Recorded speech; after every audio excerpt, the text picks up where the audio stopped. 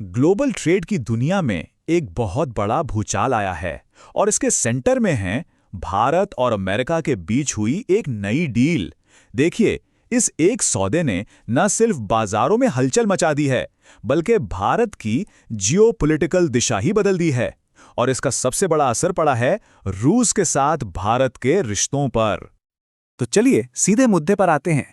तारीख थी 3 फरवरी, जब भारत और अमेरिका के बीच एक ऐतिहासिक व्यापार समझौते का ऐलान हुआ और इस एक घोषणा ने आप कह सकते हैं कि रातों रात ग्लोबल ट्रेड के सारे समीकरण बदल कर रख दिए।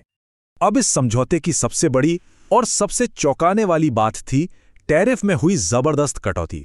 जरा सोचिए, जो भारतीय सामान पहले अमेरिका में 50% के भारी भरकम टैक्स की दीवार से टकराता था, अब उस पर सिर्फ 18% टैरिफ लगेगा। ये तो ऐसा है जैसे रातों रात एक बहुत बड़ी दीवार को गिरा दिया गया हो। तो यहाँ एक बहुत बड़ा सवाल खड़ा होता है, आखिर ये 50% की दीवार गिरकर 18% पर इतनी जल्दी आ कैसे गई और इसके बदले में भारत को क्या कीमत चुकानी पड़ी? क्योंकि देखिए, ग्लोबल डिप्लोमेसी में कोई भी चीज मुफ्त में तो नहीं मिलती। इसे समझने के लिए हमें इस सौदे की जड़ तक जाना होगा, मतलब टेबल पर दोनों तरफ से क्या रखा गया और बदले में किसे क्या मिला। तो देखिए, ये एक साफ लेन देन का मामला था। ये सिर्फ टैक्स कम करने की बात नहीं थी, बल्कि व्यापार की पूरी शर्तों को ही नए सिरे से लिखने जैसा था। अमेरिका को अपने खेती और इंडस्ट्री के सामान के लिए एक बड़ा बाजार मिला, तो वहीं भारत को एयरक्राफ्ट्स और ऑटो पार्ट्स जैसे बहुत जरूरी सेक्टर्स में बड़ी राहत मिल गई। और हाँ, ये जानना भी जरूरी है कि इसे अभी एक अंतरिम समझौता कहा जा रहा है, मतलब ये एक बड़े और ज्यादा स्थायी ट्रेड एग्रीमेंट की तरफ पहला कदम है। लेकिन ये जो आर्थिक फायदे हैं, वो तो कहानी का सिर्फ एक हिस्सा है। असली कीमत, जैसा कि हमने कहा, जियोपॉलिटिकल थी और यहीं पर इस डील का सबसे गहरा असर भारत रूस के दशकों पुराने रिश्तों पर पड़ता है। तो फिर सवाल वही है कि वो कौन सी बड़ी रियायत थी जिसने इस पूरे समझौते का ताला खोल दिया? जवाब है तेल, रूसी तेल। ये एक ऐसा फैसला था जिसके परिणाम पूरी दुनिया के एनर्जी मार्केट को हिला सकते हैं।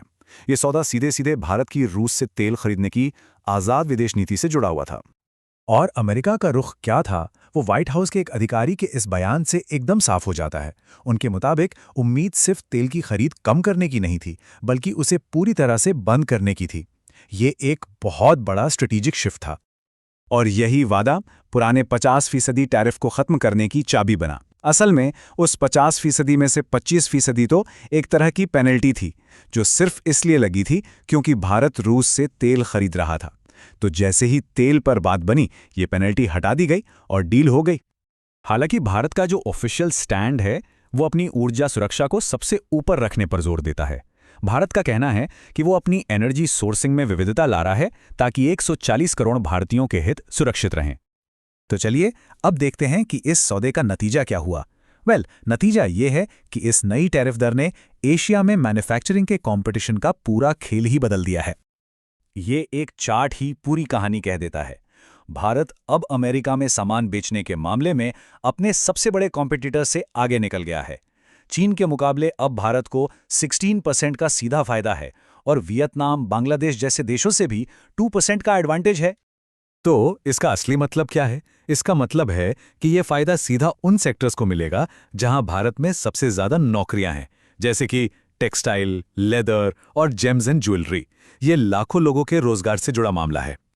और हाँ, ये जो 2% का फायदा है, ये सुनने में शायद छोटा लगे, लेकिन ग्लोबल मैन्युफैक्चरिंग की दुनिया में जहां मार्जिन बहुत कम होते हैं, ये 2% का अंतर ही अरबों डॉलर के कॉन्ट्रैक्ट में हार और जीत तय कर सकता है।